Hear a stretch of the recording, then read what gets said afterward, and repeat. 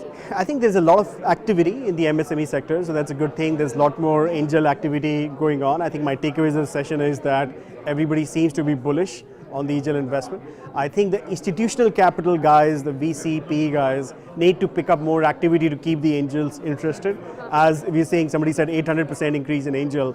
I don't think we've seen 800% increase in VCP.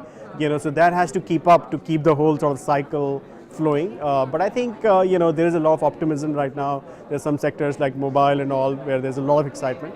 So I think we're generally in good shape for the next couple of years.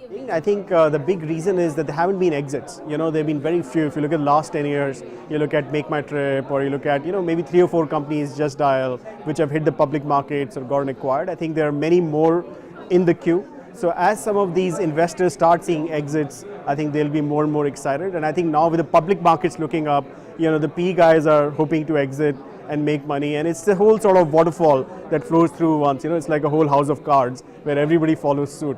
So I think there is good times ahead for investors driven by the stock market, and I think it should pick up. But in between, it's quite a lull for the last 3 or 4 years, except for e-commerce.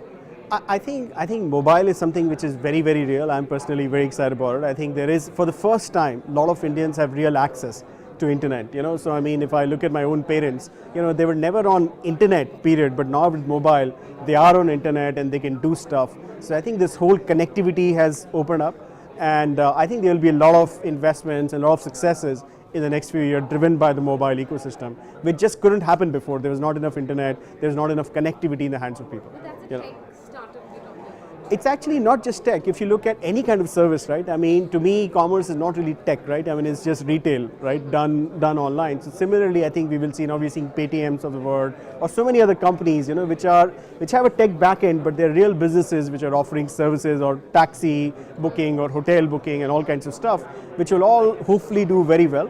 There will also be many services, I'm sure, which will get delivered on top of mobile, which will further fuel the system. But I do think mobile has to play a really important role in the Indian socio-economic development in the next few years. I think it's off to a great start from what I can tell. I think it's a fantastic team which is leading it, so I wish them all the best, and I'll be watching it with interest. I'm sure, I heard Anurag talk about, their focus on taking it outside Delhi and Mumbai, taking it deeper into the country.